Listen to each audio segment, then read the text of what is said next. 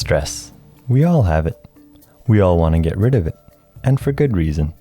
We're constantly bombarded with headlines like, up to 85% of all primary care visits can be linked to stress. Stress management and stress reduction have become buzzwords.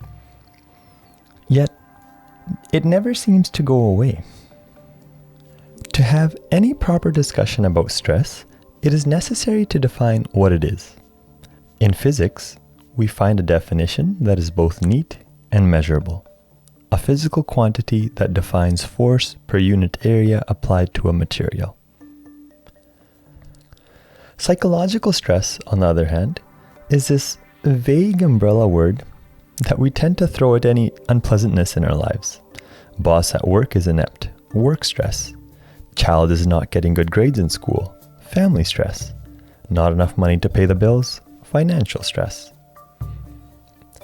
The term was originally coined by a fellow named Hans Selye, who defined it as the non-specific response of the body to any demand for change. A far cry from how it's being used nowadays. Okay, let's shift our focus away from definitions and onto the actual experience of stress itself. If you are alive, you have felt it.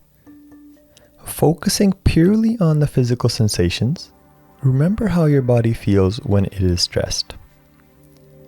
As the fight or flight response kicks in, your heart starts to pound, breathing gets faster, palms start to sweat, you may feel a bit queasy in the stomach. When else do you feel this way? Don't all of these things happen when we are excited or nervous for something? You're about to set off on a big trip, or meet a real good friend that you haven't seen in a while. The body's physical response to these demands is more or less the same. The sympathetic nervous system kicks in. So when we say we want to get rid of stress in our lives, what exactly do we even mean?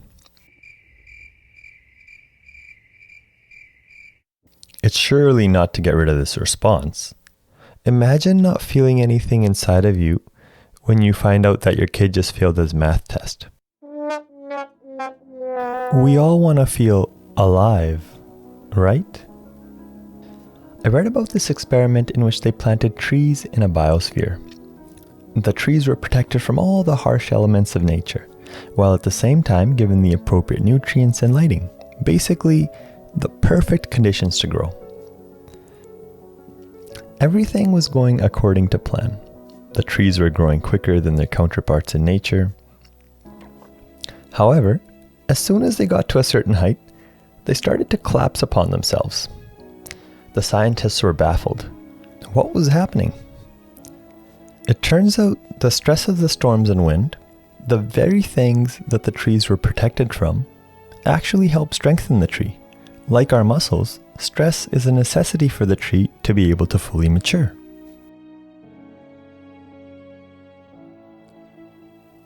As Dennis Merritt Jones eloquently puts it, who among us doesn't long for a perfect growing environment with no disruptions from outside influences? We strive to avoid the times of contrast and tension when life's daily challenges push against us. When they do, the normal tendency is to curse them. If trees could talk, would we hear them curse the wind each time they encountered a storm? We can learn a great deal from nature's wisdom at work if we are open to the lesson. Watch how a tree bends and sways gracefully when the wind blows against it. It does not stand rigid, resisting the flow of energy. It does not push back. The tree accepts the strong wind as a blessing that helps it grow.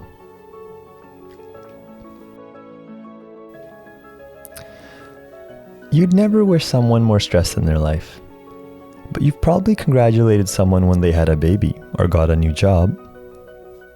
It's not really socially acceptable to say, you need more stress in your life. But how about a parent encouraging their kid to get a job? Isn't that a roundabout way of telling them to take on more stress? Do an experiment. Next time you encounter the word stress, interchange it with the word challenge. We often hear stress is bad. Would you ever say challenge is bad? Wait for it. Wait for it. Stress is a fundamental building block of life. I bet you weren't expecting to hear these words when you started this meditation. Time to de-villainize stress. Obviously, too much of it can be bad, but the reality is that most of the time, we can't really control what life throws our way anyways. It really helps to know what you can and cannot control. You can't force others to change. You can't even force yourself to change. You can't prevent a storm from happening. You can't control how other people feel. What you can control is your effort and your attitude. Put your energy into the things you can control rather than worrying about the things that you cannot. Worrying is like a rocking chair. It keeps you occupied, but gets you nowhere. It is useless. Yet look around and all you see is worry, rampant and contagious. It spreads like wildfire. Think about how hard it is to make people laugh. Comedians devote their entire lives to it. Compare that to fear-mongering. All you need is 1 or 2 headlines. They don't even have to be substantiated. And the next thing you know, you can't find toilet paper for weeks. Panic, anger, and fear easily take over the untrained mind. Be the break in the chain. According to neuroanatomist Jill Taylor, when a person has a reaction to something in their environment, there's a 90-second chemical process that happens in the body. After that, any remaining emotional response is just the person choosing to stay in that emotional loop. So how do we choose to stop it from going past its 90-second lifespan? First step is acknowledging the emotion. Too often, we try to push what we don't want to feel. Anger, jealousy, sadness, and other quote-unquote negative emotions are a normal part of the human experience. The problem starts when we get angry at ourselves for getting angry, sad about getting sad. We feel guilty about having certain thoughts and emotions. We create this vicious cycle within us. So the first step is to acknowledge the emotion. Yes, I am angry. Second is to notice this emotion in its raw form, without all the mental drama surrounding the situation. Which, let me warn you, does take some practice, so don't expect to hit a home run on your first try. Once the mental drama is removed, you see the emotion for what it is. Pure energy. One way that really works for me is to look at anger as a majestic wild animal that has come to visit. I watch it come. I notice the effect it has on my body. And then more importantly, I watch it go. It is possible to cultivate the capacity to not perpetuate that cycle. You still experience the gamut of emotions that is life, but you don't carry them around with you. If you don't want to, that is. The ego loves self-righteousness, which is why we keep playing the story in our heads again and again. How dare they? I am right. They are wrong. Holding on to anger is like drinking poison and expecting the other person to die. The entire effort of meditation is to transcend the ego.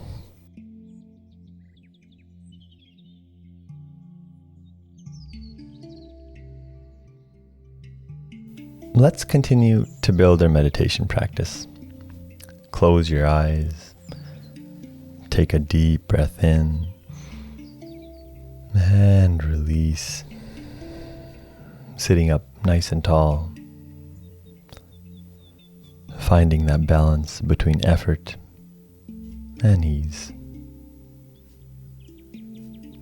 Not too rigid, not too relaxed. Letting go of the tension in your forehead. Eyes are heavy. Jaw is loose. Nice deep belly breaths as we settle into our body.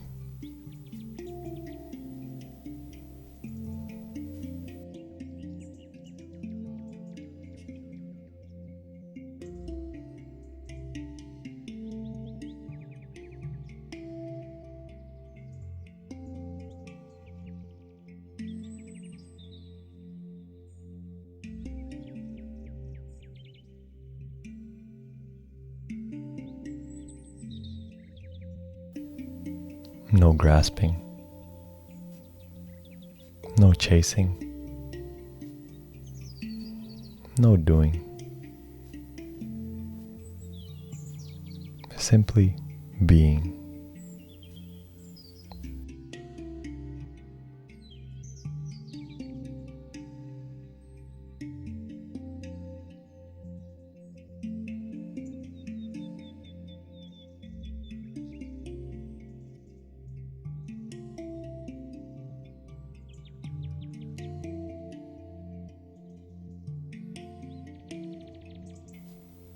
Letting go of any expectations of what you think you should be getting out of this meditation, and cultivating an acceptance to all that comes up.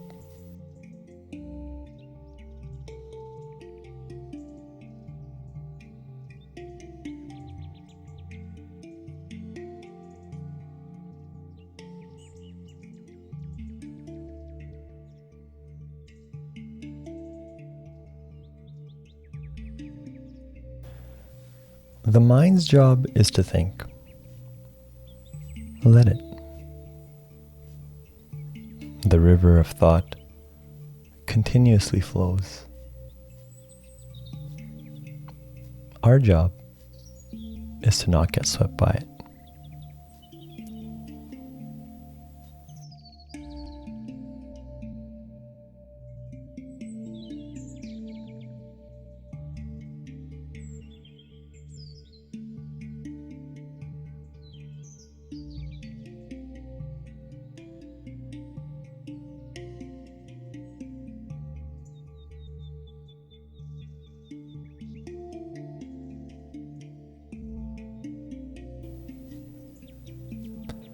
Control your awareness. The breath acts as your anchor. Each time you drift and get caught up in a thought, gently but firmly bringing that attention back to the breath.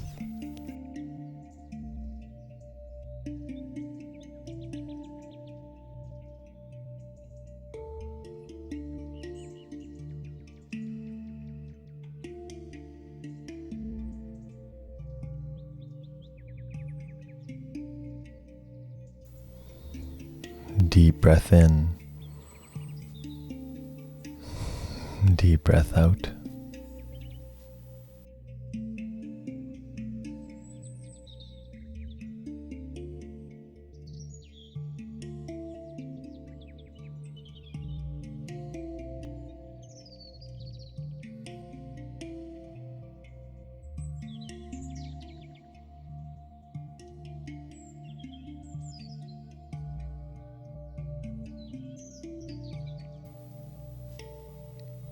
Cultivating a gentle discipline that helps you get back up each time you fall.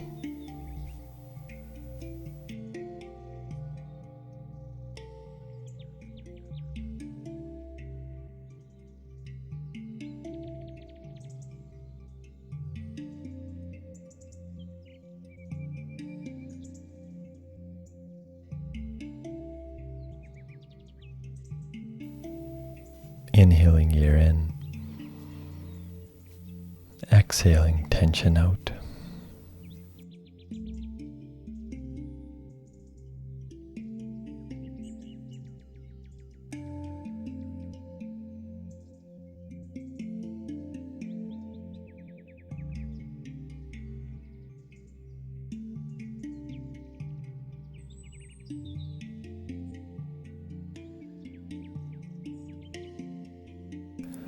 Notice how you feel now compared to when we started.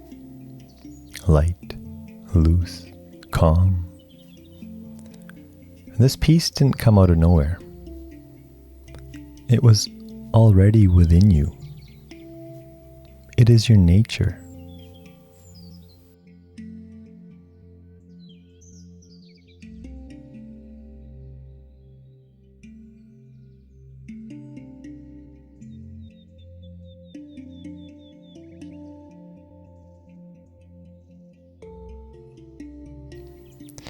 You can access this ocean of calm anytime you wish.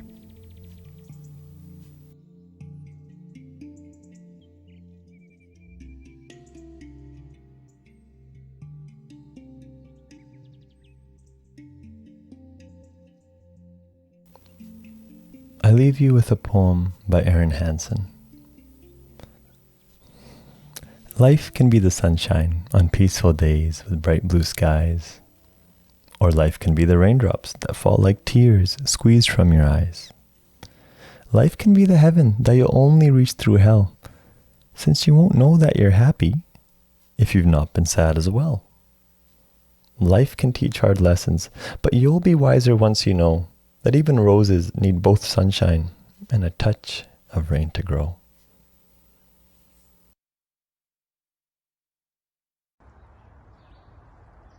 Hello, my name is Amandev. I hope you enjoyed this meditation. We can learn a lot from trees like this one. If you enjoy these meditations, please share, subscribe, like to my channel, Words of Essence. What's that, Mr. Tree? Mr. Tree wants us to play our part in saving the environment. Please say no to plastic. I'll see you guys next time. Namaste.